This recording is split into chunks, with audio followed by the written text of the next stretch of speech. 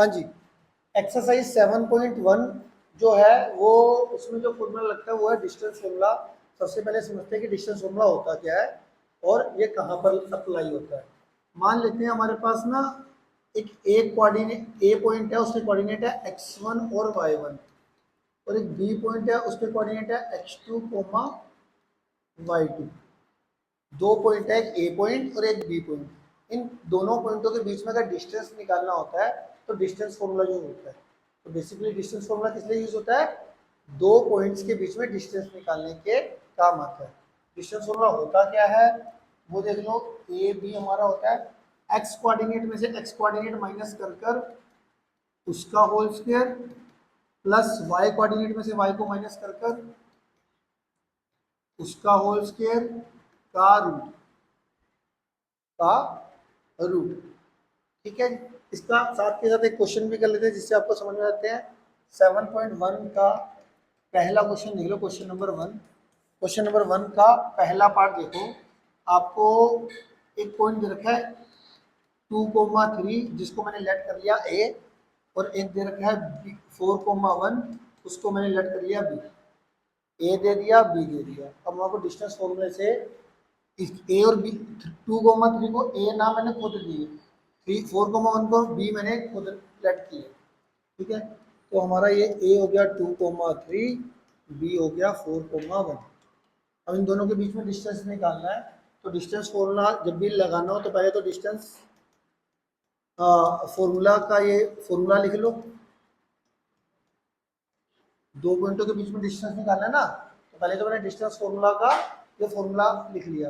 अब वैसे देखा जाए कैसे करेंगे, x2 minus x1, x coordinate में से एक्स कोऑर्डिनेट को माइनस किया, सामने देखो लिखना नहीं है, पहले अप्लाई करना। देखो x में से x को माइनस करा उसका होल स्क्वायर, प्लस y में से y को माइनस किया उसका होल स्क्वायर का रूट का रूट। ये 2 का स्क्वायर कितना आ जाएगा 4, और 1 माइनस 3 कितना होता है -2। -2 का स्क्वायर करोगे तो प्लस का 4, 4 और 4 कितना आ जाएगा 8। अब 8 को जब भी रूट के अंदर आए तो कोशिश करना तो सिंप्लीफाइड फॉर्म में लिखना, मतलब इसको पहले फैक्टराइज कर लेना। तो 8 को अगर हम फैक्टराइज करते हैं तो क्या आता है 2 4 2 2 2 1, ये पता ही आपको। 8 को 2 से डिवाइड करके 4, 4 को 2 से डिवाइड करके 2, 2 को तो ये आ जाएगा 2 इंटू 2 इंटू 2, तो उसका एक पेयर बाहर आ जाता है तो हमारा आ जाएगा 2√2 यूनिट। ठीक है, तो हमेशा जब रूट के अंदर कोई नंबर आता है तो उसको फैक्टराइज कर कर अगर कोई पेयर बन रहा है, किसी भी नंबर का पेयर बन रहा है, तो वो बाहर चले जाता है रूट के बाहर और सिंगल आता है। तो हमारा आंसर आ गया 2√2 यूनिट। क्लियर है? इसके के जो बाकी के दो पार्ट हैं, एक पार्ट तो और आप अपना होमवर्क में कर लेना, थर्ड पार्ट में आपको करा रहा हूँ। पहले क्वेश्चन का ही थर्ड पार्ट वो क्या है मेरे पास, ए लेट ए कोमा बी दे रखा है एक पॉइंट, इसको मैंने ए लेट कर लिया, और एक दे रखा है -a कोमा -b, इसको मैंने बी लेट कर लिया। ठीक है, तो अब इसमें डिस्टेंस फॉर्मूला लगाना है। तो ए बी का डिस्टेंस फॉर्मूला से क्या हो जाएगा, एक्स कोऑर्डिनेट में से पहले फॉर्मूला लिख लेना, x2 माइनस x1 का whole square plus y2 minus y1 का होल स्क्वायर का रूट। तो यहाँ पे कितना आएगा -a में से -a करना है। अगर आपको ना समझ में आए तो इसको x1 ले लेना, इसको y1 ले लेना, इसको x2 ले लेना, इसको y2 ले लेना। तो x2 माइनस x1 होता है, तो x1 तुम्हारा a है, x2 माइनस x1 का whole square plus y2 minus y1 का होल स्क्वायर का रूट। x2 तुम्हारा माइनस है, x1 तुम्हारा a है, तो x2 माइनस का तो ये माइनस लिख दिया, x1 तुम्हारा a हो गया। इसमें भी गड़बड़ कर देते हैं बच्चे लिखते समय, y2 minus y1 minus b minus b, तो ये कितना आ जाएगा -2a का होल स्क्वायर और ये -2b का होल स्क्वायर का रूट, और ये कितना आ जाएगा 4a स्क्वायर, ये आ जाएगा 4b स्क्वायर। ठीक है जी, 4 कॉमन ले लो, a का स्क्वायर प्लस b का स्क्वायर का रूट। 4 का रूट कितना हो गया 2, 4 का रूट कितना हो गया 2, और ये root a square plus b square पे भी लगा दो, तो ये आ गया यूनिट। अब जितनी मैं मिस्टेक्स देख चुका हूँ वो जरूर बता देता हूँ। कई बच्चे क्या कहते हैं 4 का रूट 2 लिख देते हैं, और यहाँ से यूँ कर देंगे स्क्वायर रूट कट गया, स्क्वायर रूट कट गया, a प्लस बी लिख देते हैं। ये स्क्वायर रूट कब करता है? जब ये होल स्क्वायर होता है तब स्क्वायर रूट करता है। आप ऐसे नहीं काट सकते कि ए स्क्वायर प्लस बी स्क्वायर का ये रूट है, ये भी काट दिया ये भी काट दिया। समझ लो स्क्वायर रूट कब करता है? जब होल स्क्वायर होता है। अब चाहे यहाँ पे a प्लस बी का होल स्क्वायर है, अब होल के ऊपर स्क्वायर है ना, अब इसके साथ कोई प्लस माइनस में टर्म नहीं होनी चाहिए, तब कटेगा। समझ में आ रही है मेरी बात? कॉमन मिस्टेक्स है जो बच्चे करते हैं, और पहले ही बता देता हूँ मैं, तो आंसर आ गया ये वाला पहले क्वेश्चन का कटता। ओके, आगे चलते हैं जी क्वेश्चन नंबर 2 पे। क्वेश्चन नंबर 2 में क्या कर रहा है? Find the distance between the point 0,0 and 36,15। 0,0 और 36,15 के बीच में डिस्टेंस पूछ रहा है। इसको ए लेट कर लो, इसको बी लेट कर लो। लेट ए तुम्हारा है 0,0 एंड बी है तुम्हारा 36,15। तो ए बी डिस्टेंस क्या आएगा आपका? वही फॉर्मूला पहले x2 माइनस x1 का whole square plus y2 minus y1 का होल स्क्वायर का रूट। ये तुम्हारा x1 y1 हो गया, ये तुम्हारा x2 y2 हो गया। तो x2 माइनस x1 का whole square plus y2 minus y1 का होल स्क्वायर का रूट। 36 का स्क्वायर करो और 15 का स्क्वायर, 36 का स्क्वायर करोगे तो कितना आएगा?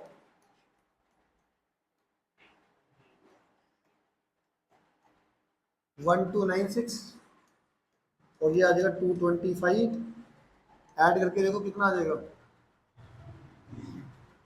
1521। देखना ये आ रहा है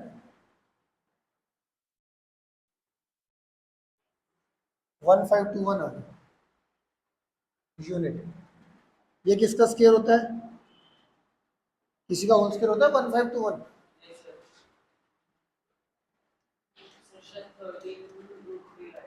ये 30 की लाइन में अगर आएगा तो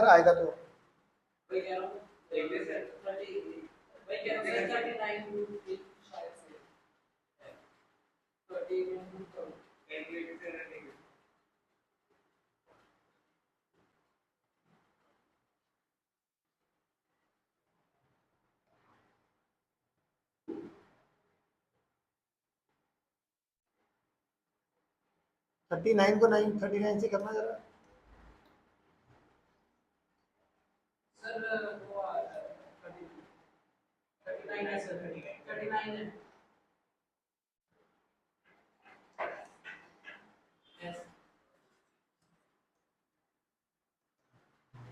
अब देखो ये अंदाजा भी कैसे मारते हैं पता है आपको?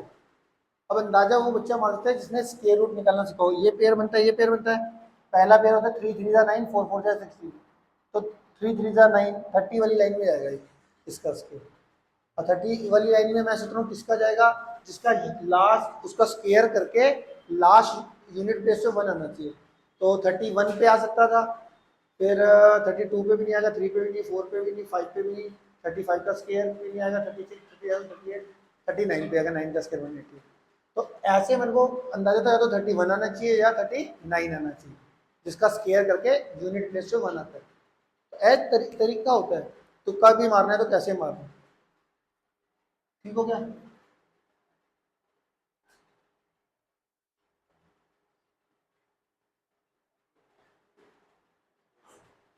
अगला क्वेश्चन देखो जी, क्वेश्चन नंबर 3। क्वेश्चन में पूछ रहा है कि ये 3 पॉइंट दे रखे हैं आपको, कह रहा है ये कोलिनियर है कि नहीं है। 1,5, तो इसको मैं ए लेट कर लेता हूँ और बी को लेट कर लेता हूँ 2,3, और 2,3 को बी लेट कर लेते हैं, और सी लेट कर लेते हैं -2, -11 को। ए बी सी 3 पॉइंट है, इनको कोलिनियर शो करना है। तो सबसे पहले ये बात आपको समझ आनी चाहिए कोलिनियर का मीनिंग क्या होता है। कोलिनियर का मतलब होता है अगर कोई भी 3 पॉइंट जैसे 1 2 3 पॉइंट एक ही लाइन पे लाई कर रहे हैं तो ये 3 पॉइंट कोलिनियर होंगे। 3 पॉइंट क्या होंगे?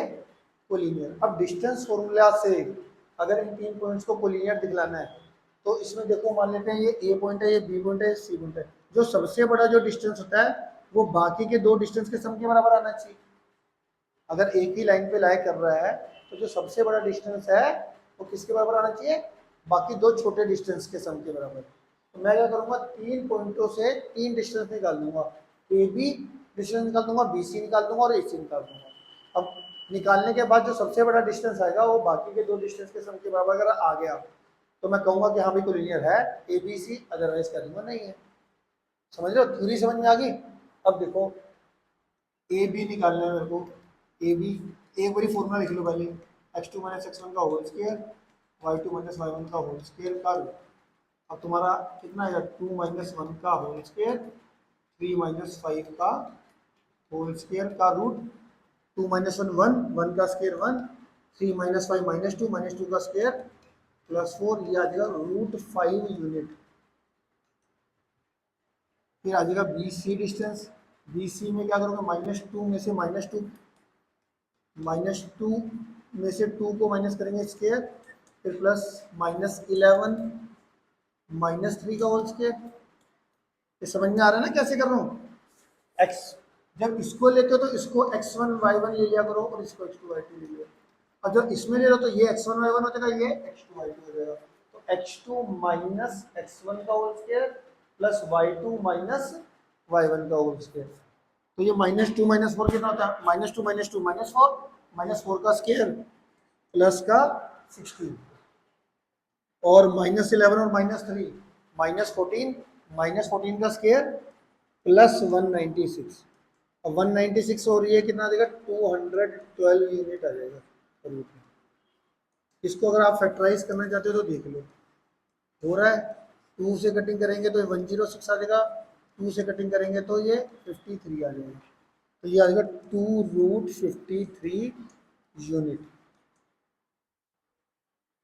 फिर आ जाएगा ए सी हम निकालेंगे तो x2 माइनस एक्स वन का होल स्क्वायर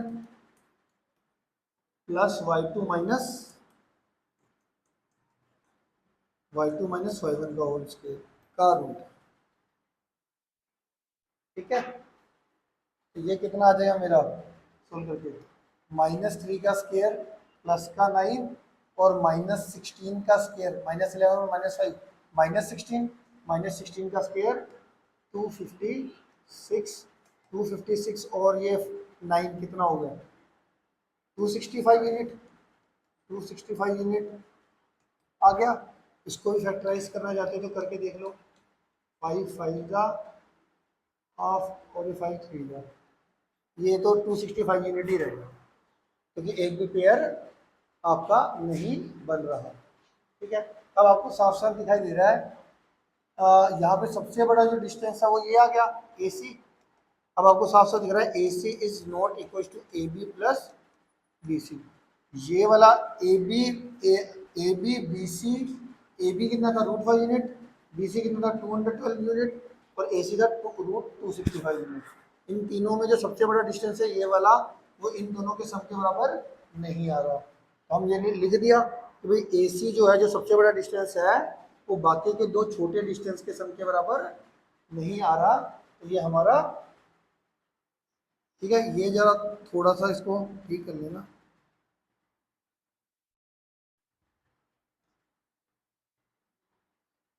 ये यहाँ से ए सी यहाँ से स्टार्ट हो रहा है ना,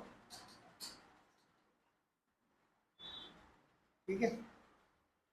तो यहाँ पे आप लिख दोगे therefore A B C are collinear, not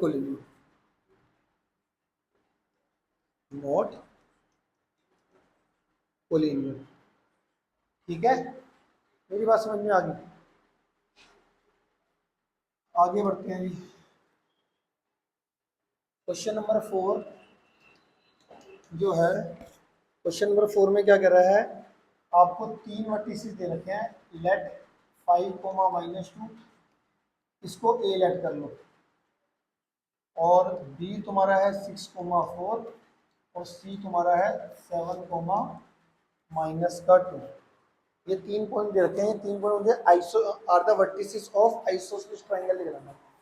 ये क्या दिखाना है, ये जो तीन कोऑर्डिनेट है ये वर्टिसेस ऑफ आइसोसेलेस ट्रायंगल। अब आइसोसेलेस ट्रायंगल की आपको प्रॉपर्टी बताओ कि आइसोसेलेस ट्रायंगल की क्या प्रॉपर्टी होती है, कि उस आइसोसेलेस ट्रायंगल में दो साइड की लेंथ इक्वल होती है। तो हम क्या करते हैं, ए बी का भी डिस्टेंस फोर में से डिस्टेंस निकाल देते हैं, बी सी का भी और ए सी का भी।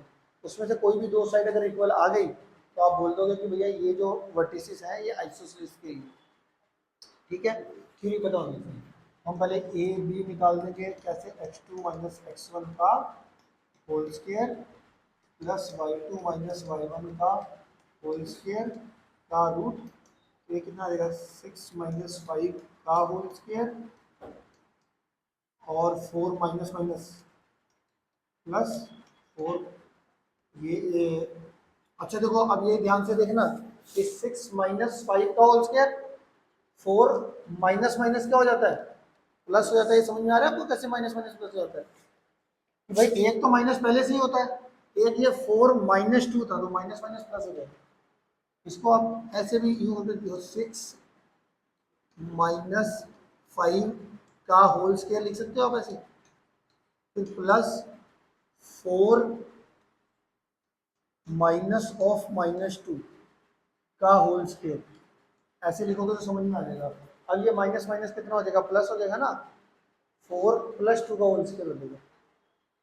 मैं तो मन में कर लेता हूँ, आपको ही मन में करना है, सिक्स माइनस फाइव ये तो वन का होल स्क्वायर हो जाएगा, ये four minus of minus two है तो minus minus plus four plus two six का होल स्क्वायर है, ये वन का स्क्वायर, वन का स्क्वायर तो वन ही होता है, six minus five one, one का square one, four plus two six, six का स्क्वायर 36, ये आ गया तुम्हारा रूट 37 यूनिट, ये तुम्हारा आ गया A B.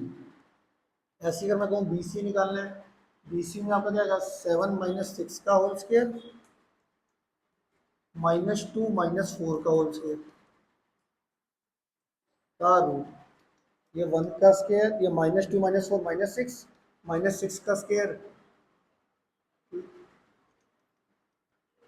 One, seven minus six one, one का स्क्वायर वन और minus two minus four minus six का होल स्क्वायर प्लस का 36, ये आ गया रूट 37 यूनिट। अब आया था जी ए सी, ए सी में आ गया आपकी ये सेवन माइनस फाइव का होल स्क्वायर माइनस टू में से माइनस टू माइनस करना, माइनस टू में से माइनस टू माइनस करके फिर इसका होल स्क्वायर लिखना का होल रूट। अगर कभी ऐसे आ जाए ना कि जैसे भाई माइनस माइनस में आप कंफ्यूज हो जा रहे हो तो आप इसको ब्रैकेट में लिखा करो, पहले नंबर को भी ब्रैकेट में, फिर बीच में माइनस का साइन, फिर दूसरी नंबर को ब्रैकेट में, जैसे मैंने ये लिखा हो। इसमें तो गलती हो ही नहीं सकती अगर आप ऐसे लिखोगे तो, ठीक है। तो ये कितना आ जाएगा, ये सेवन माइनस फाइव कितना होता है, टू, टू का स्क्वायर कितना आ जाएगा, फोर, और ये माइनस टू में से माइनस करना है माइनस टू तो जीरो आ जाएगा, क्योंकि माइनस माइनस कितना होता है plus, minus two plus two zero, zero का स्क्वायर जीरो, फोर का रूट कितना आ जाएगा, टू यूनिट। अब इसमें आपको साथ साथ दिख रहा है therefore A B is equal to B C, दो साइड इक्वल आ गई, therefore A comma B comma C are the vertices of isosceles triangle।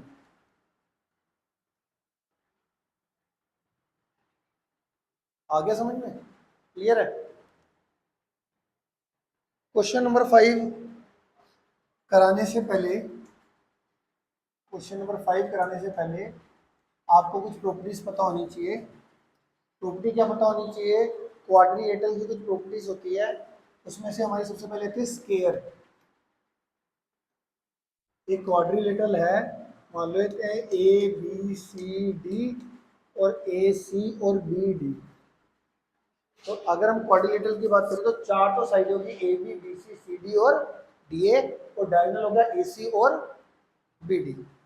इतनी बात समझ में आ गई। तो टोटल कितनी साइड्स है, सिक्स साइड्स हैं। सिक्स साइड्स में हम डिवाइड करते हैं कि भाई किस तरीके से हमारे पास स्केयर की क्या प्रॉपर्टी होती है। अब स्केयर की क्या प्रॉपर्टी होती है, सारी साइड्स इक्वल होती है, तो A B B C C D और डी ए, और जो डायगोनल होते हैं वो आपस में इक्वल होते हैं, ए सी और बी डी ये आपस में इक्वल होगा। साइड्स आपस में इक्वल होती हैं और डायगोनल आपस में इक्वल होते हैं। ये जरूरी नहीं है कि साइड डायगोनल के बराबर हो, ये मैं आपको बता दूं। ये बच्चे सोचते हैं साइड डायगोनल के बराबर भी होनी चाहिए। चारों साइड्स आपस में इक्वल होनी चाहिए और डायगोनल आपस में इक्वल होनी चाहिए, सिंपल सी बात। दूसरा आता है हमारा कौन सा वाला, रोम्बस। क्योंकि स्क्वायर और रोम्बस में काफ़ी चीज़ें सिमिलर होती हैं, तो आप स्क्वायर और रोम्बस को ध्यान से देखो। हमारे पास तो इसमें क्या होता है, इसमें भी चारों साइड इक्वल होती है, A B B C C D D A. इसमें डायगोनल आपस में अनइक्वल होते हैं, A C not equal to B. चारों साइड से इक्वल होती हैं बट डायगोनल आपस में अनइक्वल होते हैं। तो दोनों में कॉमन बात क्या है, इसकी भी चारों साइड इक्वल, स्क्वायर की भी और रोम्बस की भी। अनइक्वल बात क्या है, स्क्वायर के डायगोनल आपस में इक्वल होते हैं और रोम्बस में आपस में डायगोनल अनइक्वल होते हैं। इसी तरीके से चलते हैं हम रेक्टेंगल में और पैरेललोग्राम में। रेक्टेंगल में और पैरेललोग्राम में, रेक्टेंगल में क्या होते हैं, अपोजिट साइड्स इक्वल होते हैं। ए बी डी सी के बराबर होगा और A D B, sorry A B C D आ गया ना, A B equal to D C होगा, A B equal to D C और A D is equal to B C होगा।